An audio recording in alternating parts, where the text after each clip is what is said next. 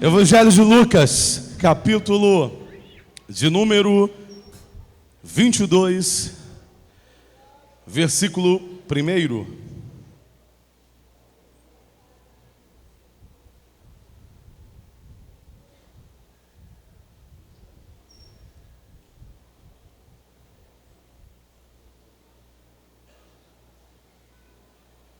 Lucas 22, versículo 1. Deus é bom. A paz do Senhor Jesus, meus irmãos, novamente. A paz do Senhor Jesus. Deus é bom. Versículo 1 diz: estava, pois, perto a festa dos pães ázimos, chamada a Páscoa, e os principais sacerdotes e os escribas andavam procurando como o matariam, porque temiam o povo. Entrou, porém, Satanás em Judas, que tinha por sobrenome Iscariotes, o qual era do número dos 12, e foi e falou com os principais sacerdotes e com os capitães de como lhe entregaria, os quais se alegraram e convieram em lhe dar dinheiro, e ele concordou e buscava oportunidade para lhe entregar sem alvoroço. Muito obrigado, meus irmãos. Podem sentar um pouquinho aí nos seus lugares.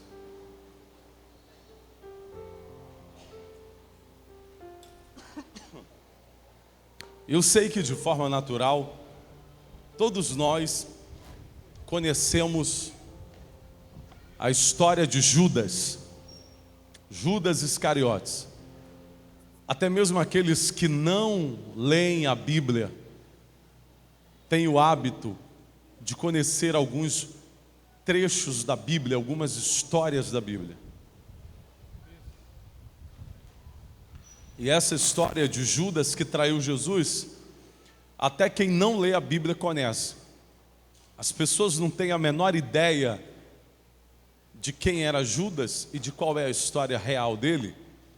E a gente sabe que tem uma cultura popular que no período da Páscoa algumas pessoas pegam e penduram bonecos enforcados bem aqui, não sei se já arrancaram, tem um aqui no porte, fazendo menção a Judas que traiu Jesus e que depois se enforcou.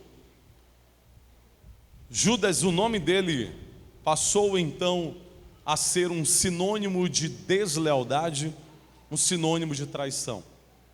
Ninguém, quando tem um filho, quando essa criança nasce, em sã consciência, ninguém toma a decisão de dizer: vou colocar o nome desse menino de Judas. O que pese o nome Judas não ser um nome traidor, mas ele se caracterizou pela questão da traição a Jesus. Eu pelo menos não conheço, não me lembro de conhecer alguém que tenha o nome Judas. Talvez você conheça, eu não. Não é comum. Não é comum. E assim todos conhecem Judas pela traição. Mas Judas, ele não é resumido somente à condição de traidor. E eu quero convidar você para prestar um pouquinho atenção nisso e tentar compreender um pouquinho melhor sobre Judas. Quantas lições poderosas nós aprendemos com essa história. Judas não se resume a ser um traidor. A história dele como um todo é conhecida pela traição, mas ele não viveu só a deslealdade e a traição de Jesus. Eu vou ler aqui também no Evangelho de Lucas, no capítulo de número 6, versículos de 12 a 16, para você compreender que Judas Lucas 6, de 12 até o 16, diz assim: e aconteceu que naqueles dias ele subiu ao monte, ele quem? Jesus, para orar. E ele passou a noite toda orando a Deus. E quando já era dia, ele chamou a si os seus discípulos e escolheu 12 deles, a quem também deu o nome de apóstolos. Versículo 14: Simão, a quem ele também chamou Pedro, e André seu irmão, Tiago e João, Filipe e Bartolomeu, Mateus e Tomé, Tiago, filho de Alfeu, e Simão, chamado Zelote. 16: e Judas, irmão de Tiago, e Judas Iscariotes, que também foi o traidor. Nessa leitura de Lucas 12, de 1 ao 6, nós temos a amostragem do que eu disse, que o nome Judas é ligado a traidor, mas por conta da história, porque Jesus teve um segundo que ele chamou para ser discípulo pessoal dele, que também atendia pelo nome de Judas. E depois ele chamou Judas, o segundo Judas, que era Judas Iscariotes. Então você percebe como que às vezes as pessoas elas não leem a Bíblia, não conhecem a palavra de Deus, e elas vão muito mais naquilo que se ouve nas histórias de caronchinha, como diz o papai, naqueles tempos da visagem, no tempo do fantasma, confabulando, porque eu ouvi um irmão dizer isso. E uma das coisas que eu tenho muita preocupação, cada itemzinho que eu coloco, eu tento encontrar na Bíblia o respaldo da palavra, para que percebam-se que nós estamos tentando trilhar o que está embasado na palavra. Uma segunda informação poderosa no texto de Lucas, capítulo de número Lucas 6, de 12 a 16, é que Judas Iscariotes, o traidor, ele foi escolhido por Jesus pessoalmente. Uma terceira informação é que Jesus não tinha só 12 discípulos, ele tinha uma multidão de discípulos, que é aí que inclusive eu não quero entrar nesse mérito, que a mensagem não é isso, mas eu já dei essa aula de treinamento lá para os líderes de célula. Jesus ganhou uma multidão, mas depois ele passou uma noite inteira orando. Jesus orou a noite toda, Lucas capítulo de número 6. Quando amanheceu o dia, o Espírito Santo havia revelado para ele 12 pessoas que ele escolheria do meio da multidão para serem os seus discípulos aqui, colado nele, companheiros de trabalho, e que ele os consagraria a apóstolos, para que eles pudessem tocar a multiplicação da obra e do reino de Deus. Perceba que a Bíblia diz, ele chamou, está aqui Lucas 12, e quando já era dia, ele chamou a si os seus discípulos. Lucas 6, versículo 13. E chamou a si os seus discípulos, e dentro dos seus discípulos ele escolheu 12. Então mostra que ele tinha muito mais do que 12, que pouca gente para se atentar nisso. A gente fala só dos 12, mas Jesus não tinha só 12. Dentre todos ele escolheu 12, para que esses 12 andassem com ele aqui, colado com ele.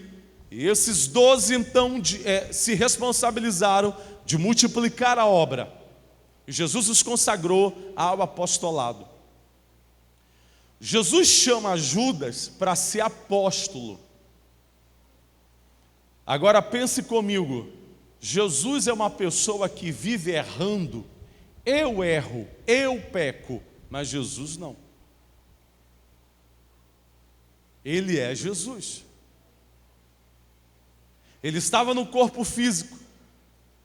O que pese o Pai, Deus Criador, ter o conhecimento do futuro, nada está oculto aos olhos do Pai. Ele sabia que Judas iria trair seu filho, mas mesmo assim não estava escrito na história que ele era para ser traidor. Aquilo era uma possibilidade, uma oportunidade que ele teria de se tornar traidor. Mesmo sabendo disso, Jesus o escolheu para ser apóstolo e o colocou ao lado dele, e Deus revelou ao filho: chama Judas Iscariotes também para ser teu apóstolo. Satanás vai tentar todos, aquele que abriu o coração vai se tornar o traidor. Não tinha uma lei dizendo: Judas, tu tem que ser o traidor. Porque se Jesus coloca uma revelação que Judas tinha que ser o traidor, então a lei do amor era anátema. Porque Jesus seria uma pessoa injusta, Deus seria alguém injusto. Ele dizia: eu te escrevi para tu ser traidor e eu te escrevi para tu ser leal. Quer dizer que a pessoa, ela não estaria em pecado. Ela poderia reivindicar junto a Deus dizendo: Senhor, eu só traí porque tu me criou para eu ser o traidor, mas eu mesmo não queria trair. O Senhor me criou, então eu vou cumprir o meu destino, e o meu destino é ser traidor. Mas não tem essa história. Deus não escreveu uma história de deslealdade para Judas.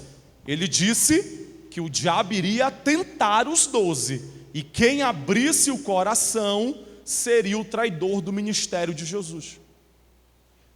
Tanto que você vê a primeira leitura que eu fiz, em Lucas capítulo 22, a Bíblia diz assim: Judas deixou Satanás entrar no seu coração. Ele não estava no coração de Judas, ele estava fora do coração de Judas. E a Bíblia diz que ele deixou, que o Satanás teve que sair do lugar dele e entrar no coração de Judas. Compreendo o que a Bíblia está dizendo. Se ele teve que entrar no coração de Judas, é porque ele estava fora do coração de Judas. E aqui abre então uma possibilidade bíblica para nos mostrar que o diabo pode entrar no coração de alguém, mesmo que esse alguém já tenha servido a Deus.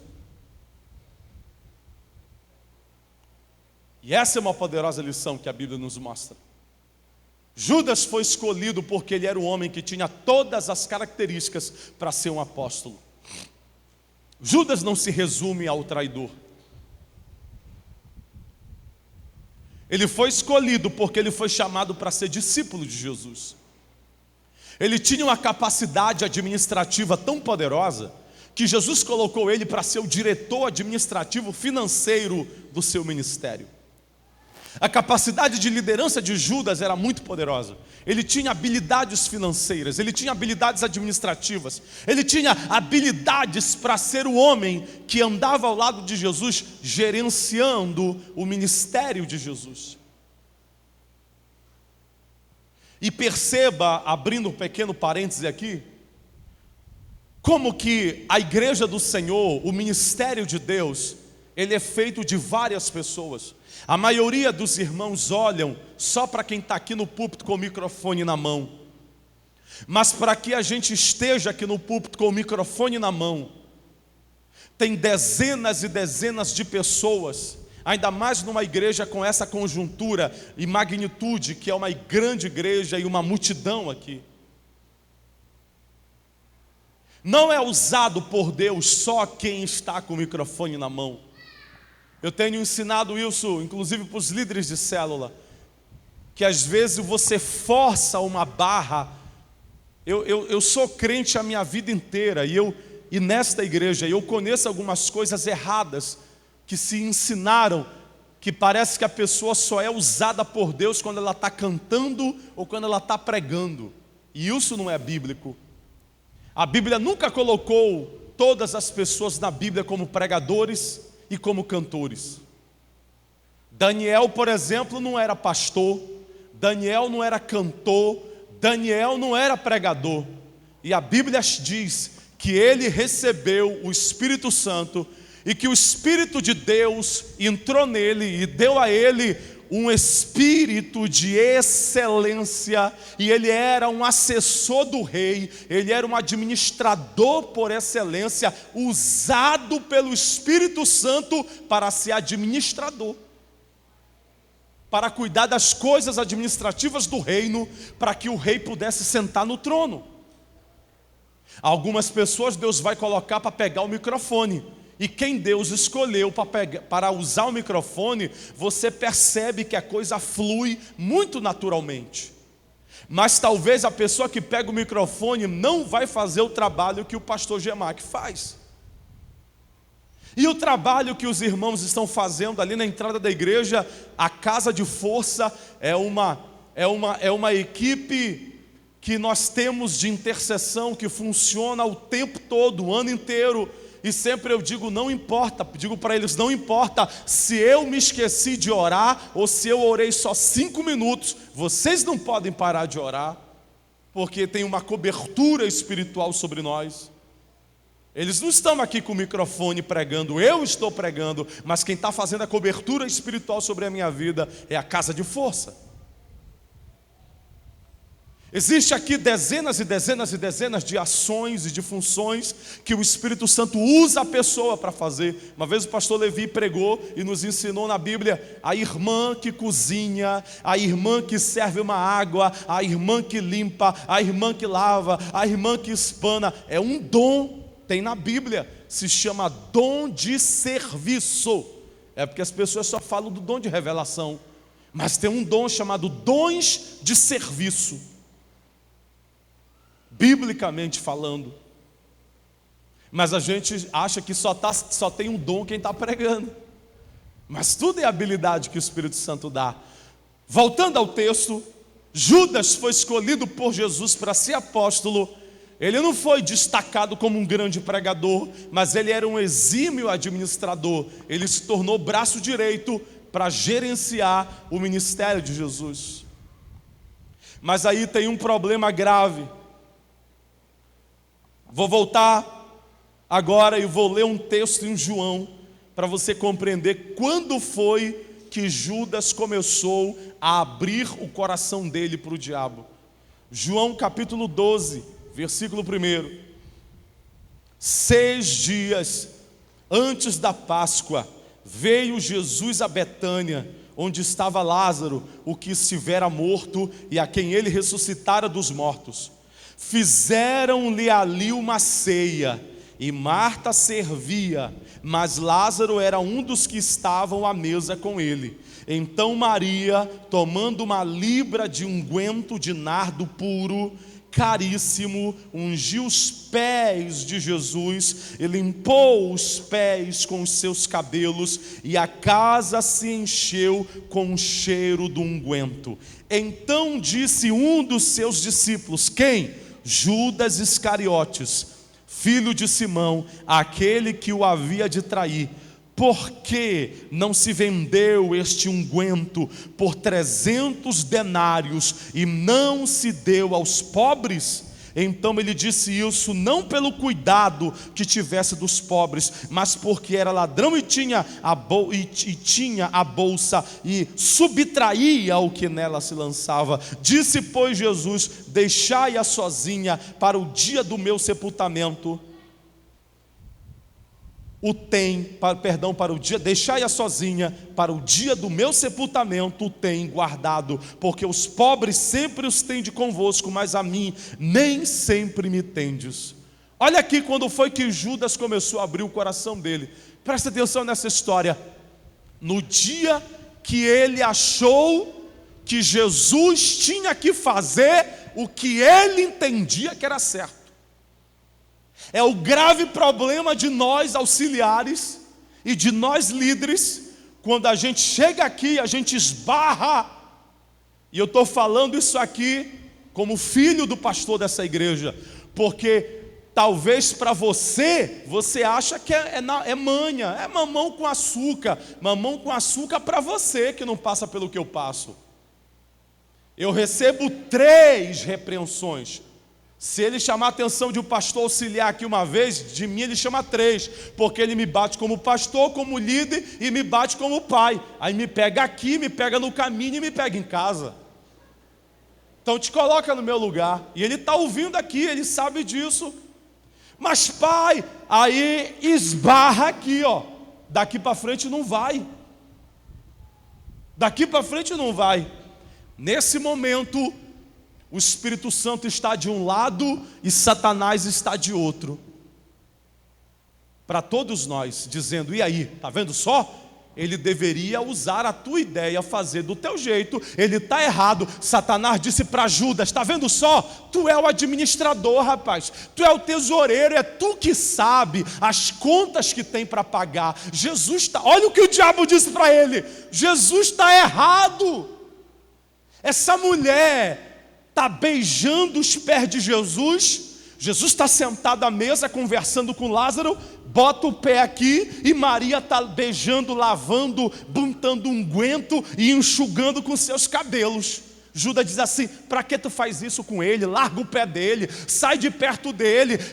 O dinheiro que tu gastou comprando esse unguento, tu dava uma oferta para ação social, isso está errado.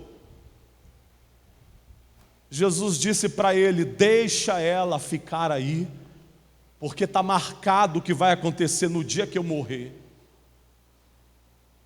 Ele discordou veementemente de Jesus. E ele não discordou de Jesus porque ele não gostava, ele amava Jesus. Mas o amor dele era possessivo. Ele amava tanto Jesus que ele queria que Jesus fizesse só o que ele queria. Ele amava tanto Jesus que ele discordou da liderança de Jesus.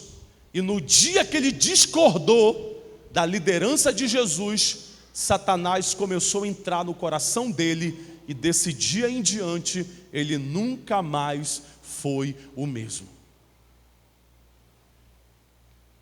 Vocês perceberam a porta que nós abrimos para o diabo? Quando você não consegue compreender algumas atitudes, mas você se rebela contra elas. Porque nós temos a mania de achar que nós é que temos a razão sempre. E temos a mania de achar que deveria ser como nós pensamos. Mas eu sempre digo para os meus colegas pastores em reunião de ministério, se Deus entender que o teu projeto é o melhor para a igreja, Ele bota você para fazer isso. Mas enquanto você ainda não teve a tua ideia atendida, é porque ainda não chegou o tempo de Deus para desenvolver o teu projeto. E você tem que ter maturidade para compreender isso. Que algumas coisas Deus não vai mostrar para você. Judas não conseguia ver o que Jesus estava vendo, e por isso ele teimou com Jesus, por isso ele se invocou com Jesus, por isso ele perdeu o controle, e por isso ele botou uma raiva no coração dele, porque Jesus não fazia o que ele entendia que era para fazer. E aí o diabo veio e preparou as autoridades romanas com as autoridades judaicas da época, que se uniram, perceberam que ele estava descontente. Eles olharam para ele e o diabo sussurrou dizendo, ele está magoado com Jesus, ele está chateado com o líder dele, ele está magoado com o pastor. Fala com ele que ele trai, fala com ele que ele entrega, fala com ele que ele se une contigo, e ele forma agora uma aliança para derrubar Jesus, porque ele está triste com Jesus.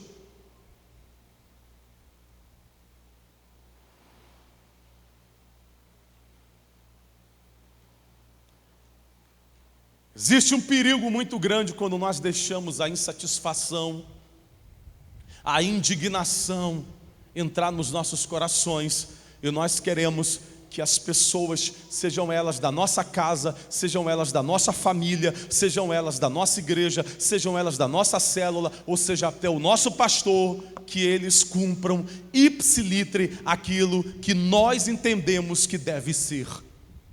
O perigo é tão grande que Satanás se aproxima de você nesse momento para te dizer: olha aí, está vendo? Você acha que está fazendo o que é certo. Judas achava que estava certo. Judas achava que o caminho dele era verdadeiro. Ele achava que estava ajudando Jesus. Ele achava que estava fazendo aquilo pelo bem. E ele não conseguiu perceber que na verdade ele estava abrindo o coração para Satanás entrar. E quantas vezes, é por isso que a Bíblia Sagrada, através do apóstolo Paulo, escreve dizendo assim, cuidado com as astutas ciladas do maligno. Mas Paulo também escreve isso aos Efésios, e depois ele escreve dizendo que Satanás pode construir uma fortaleza na tua cabeça. Ele bota pensamentos na tua cabeça, ele sopra ideias na tua cabeça, sofismas, e através da fortaleza ele rege os teus pensamentos, e você não tem ideia, porque você acha que é a sua ideia, mas você não tem ideia do que o diabo está fazendo com a sua cabeça. E ele leva você, achando que está indo bem, que está certo, certa, a cometer a deslealdade com quem era para você ser leal cegamente. Satanás entra no coração de Judas.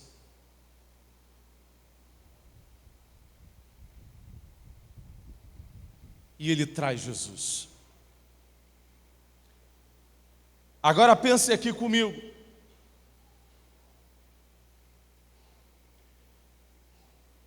Ele traiu Jesus por moedas, recebeu o pagamento, e a Bíblia diz que aquele dinheiro comprou um campo de sangue. Satanás, ele faz assim, pode tocar aí um pouquinho que eu quero me encaminhar para finalizar. Ele pressiona a sua cabeça. Ele pressiona os seus pensamentos. Ele pressiona o seu coração. As pessoas não têm ideia, mas eu quero lembrar você aqui a diferença entre possessão e opressão. Possessão com P e opressão com O. A possessão é quando o diabo entra na alma de alguém, se aloja na região aqui do sistema nervoso, da cervical, e controla os movimentos daquela pessoa. Tem um espírito maligno dentro daquele corpo. A pessoa está com possessão. A opressão, que é aí que a gente se engana, porque a gente olha e diz assim, mas eu não estou com um demônio em mim.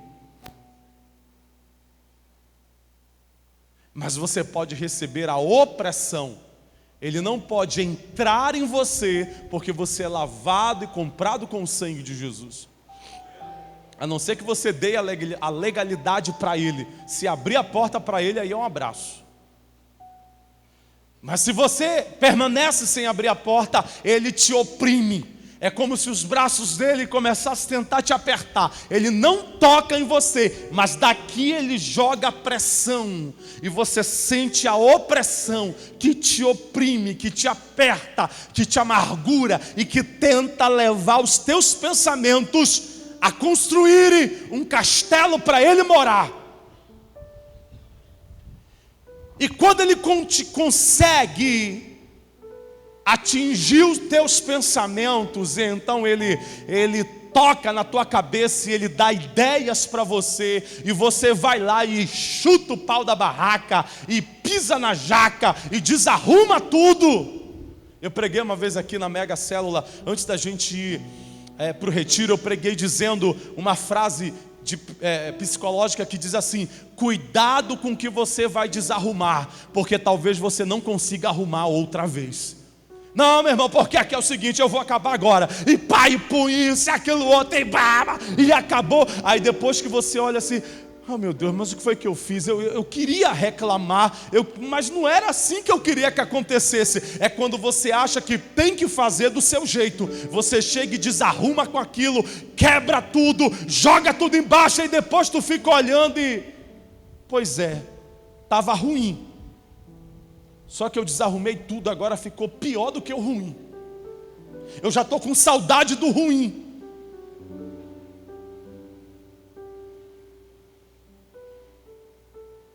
Nesse momento, Satanás sai de perto de você. Essa é uma das armas dele. Ele deixa você aí sozinho, ó, sozinho. E ele ainda diz assim, ó, dá uma olhada que foi que tu fizestes aí, ó. E vai embora e fica rindo de você. Aí é que você cai em si. Meu Deus, o que foi que eu fiz? É quando você acha que para consertar a coisa, você tem que cometer um pecado para consertar um outro pecado. Você acaba de se igualar. E aí fica sem moral. Como é que eu vou combater um pecado com outro pecado? Como é que eu vou consertar uma coisa errada cometendo um erro? Vai ter conserto? Você já viu o Espírito Santo consertar alguma coisa com outro erro? Vocês viram o Espírito Santo consertar um pecado com outro pecado? Quando eu abro a legalidade que Judas abriu para consertar o que ele achava que estava errado, cometendo outro erro, não é o Espírito Santo que está me usando. Satanás está me oprimindo e está me dando ideias para eu consertar o erro com outro erro. E eu estou fazendo a vontade do diabo e não vejo, porque eu estou olhando só aquilo que eu digo que está errado, e que é na vida do meu irmão, e que é na vida da minha irmã, e que é na vida do meu líder, e que é na vida do meu pastor. Mas eu estou cometendo erros para consertar os erros que eu consigo ver. Só que o diabo me cega e eu não consigo olhar para os meus erros. Mas vai chegar o dia que ele vai parar de te oprimir. E quando ele sair de perto de você, você vai olhar, vai chorar e vai se perguntar o que foi que eu fiz. Como é que eu tive caráter e coragem para acusar o erro do meu irmão e cometer um outro erro pior para tentar consertar o que eu dizia que estava errado?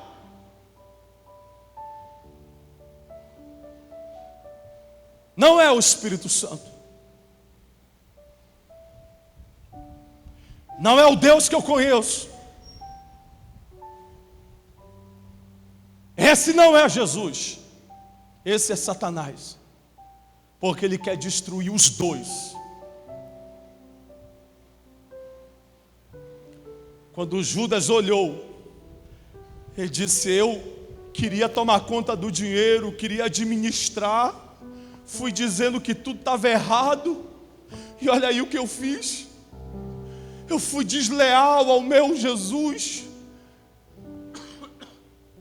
Eu chamei os caras lá de Roma. Eu chamei os caras lá de Jerusalém. Entreguei ele. É por isso que Jesus diz a palavra: se com a tua mão tu buscar a tua vingança com a tua própria força, com o teu próprio jeito de ser, Jesus diz: tu já fizestes, eu não tenho mais nada o que fazer. Tu era para ter entregue na minha mão e deixado eu agir, mas você agiu, você fez do teu jeito. Agora bebe teu mingau de caroço. Quantos de nós estamos quebrados, jogados, entristecidos, porque não conseguimos nos controlar, porque não conseguimos nos conter, porque não buscamos o fruto do Espírito, que é domínio próprio. E quando vem os problemas, e quando vem a discordância, e quando nós estamos olhando para os outros, para a nossa casa, para a nossa família, para a nossa igreja, para o nosso pai, para a mãe, para o filho, para a filha, para o pastor, para o líder, para o amigo, para a amiga, a gente encontra erros neles, só que a gente quer consertar o erro dos outros do nosso jeito. E quando a gente vai consertar os outros, achando que está fazendo certo, a gente abre o coração para Satanás, como Judas fez. ele tentou consertar a administração de Jesus. E a gente canta o corinho antigo, Caleb. Eu quero ser Senhor amado, mas a segunda parte dele é mais poderosa, que diz assim: Tu és o oleiro e eu sou o vaso. Quebra a minha vida e me faças de novo. Eu quero ser Senhor, um vaso novo. Diz assim: como tu queres, Senhor amado. Tu és o oleiro, não sou eu. Quem sou eu? Eu sou o vaso. Quebra a minha vida. Quem é que quebra? Ele.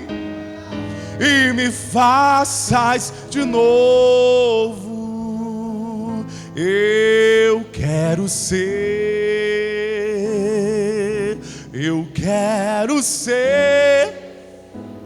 O quê?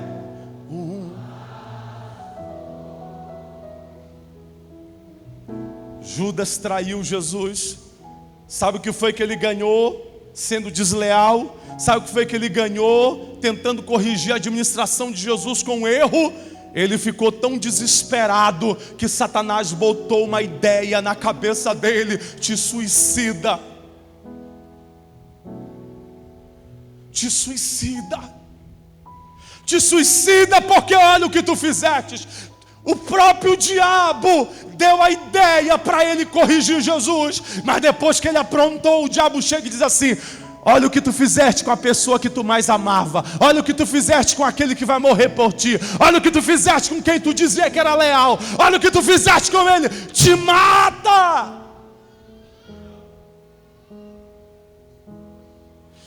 Não existe nada pior do que uma consciência com remorso.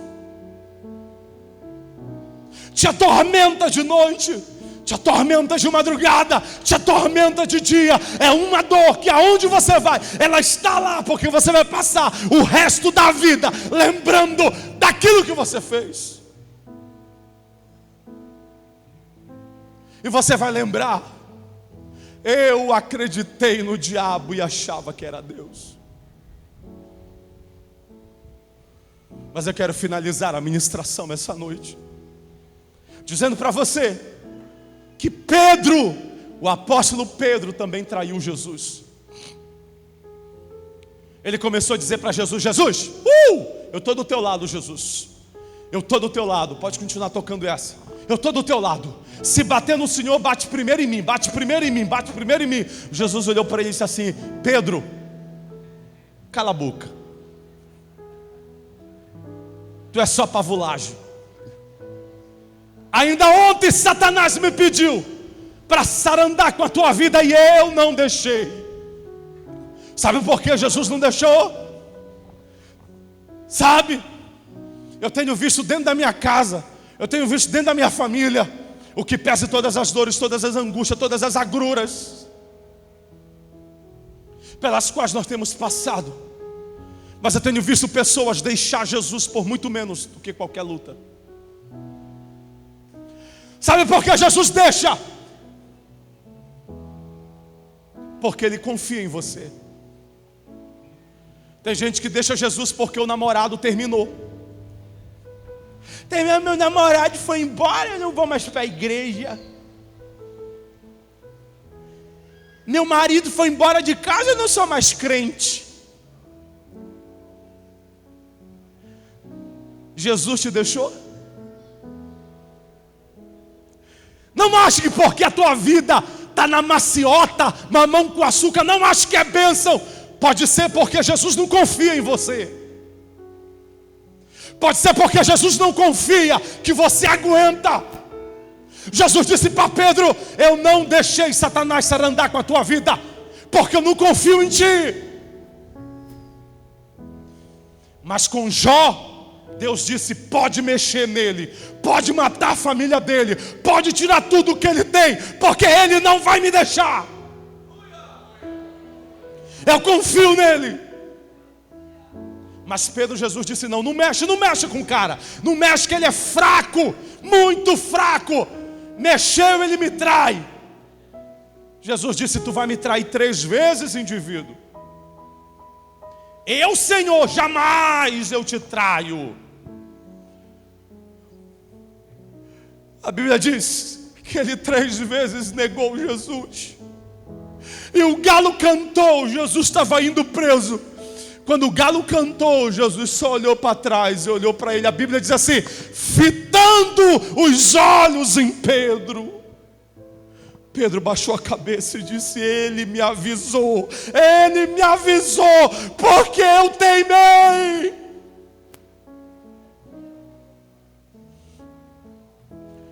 Mas Pedro se enforcou, Pedro se matou. Quando Jesus ressuscita, Jesus vai na beira do mar, chama Pedro, faz uma fogueira, assa peixe na brasa e diz: Pedro, vem cá. Quantas vezes tu me traístes? 3 vezes. Pois 3 chances eu vou te dar para eu te perdoar, e para tu agora não vai mais me negar. Ele pergunta: tu me amas, Pedro? Eu te amo. 2ª vez: tu me ama, Pedro? Eu te amo. 3ª vez: tu me ama, Pedro? Pedro se rende e diz: eu não sei de nada, o Senhor é que sabe todas as coisas. Se Judas tivesse esperado um pouquinho, Jesus ia perdoar ele também. Jesus não queria que Judas se enforcasse. Olha o que diz a Bíblia, Miqueias capítulo 7, versículos 18 e 9.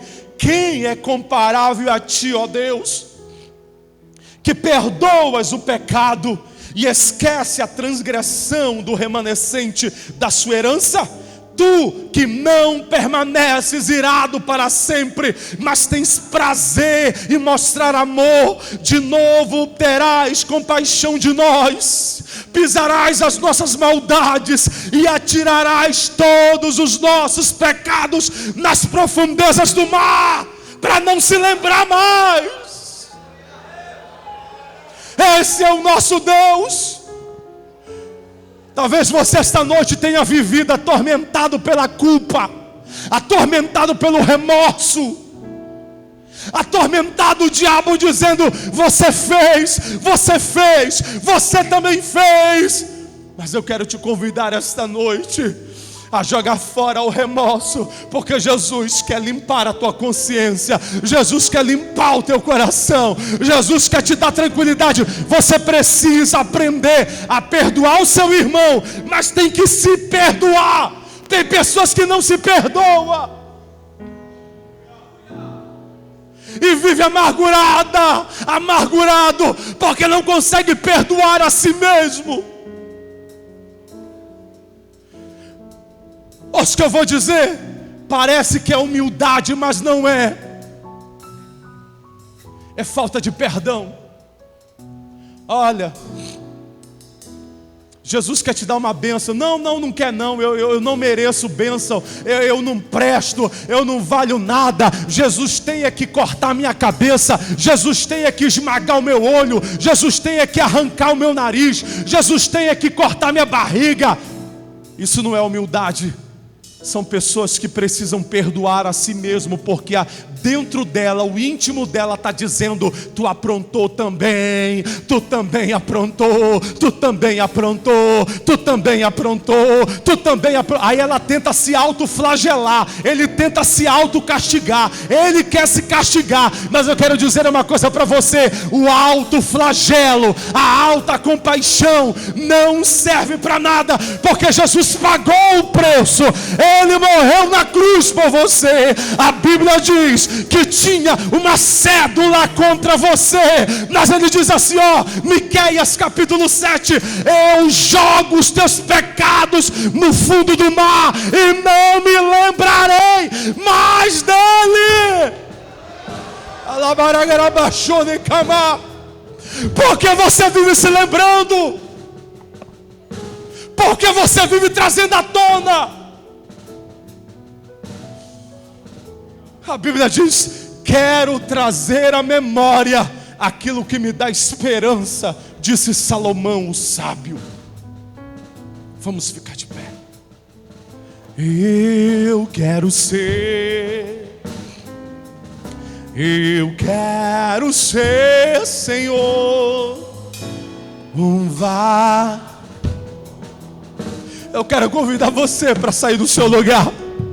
Você que Jesus quer apagar a tua lista de culpa, você pode aceitar a Jesus essa noite. Tem perdão para você. Não se suicida, não se suicida. Espera um pouquinho. Jesus ressuscita e Ele vai até você. Não se mate. Sai do seu lugar.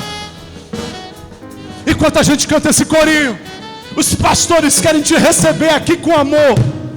Sai do seu lugar, vem se reconciliar com Jesus. Vem aceitar a Jesus como Salvador. Quero ser, Senhor amado.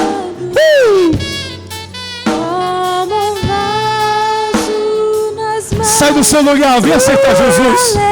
Vem se reconciliar, vem se livrar dessa culpa. Está vindo ali a primeira vida para Jesus. Na salva de palmas ao Espírito Santo. Eu quero ser. Onde está a segunda vida para Jesus? Eu quero ser. Vem se reconciliar, vem se reconciliar com o Senhor. Está vindo ali a segunda vida para Jesus. Onde está vindo aqui a terceira vida?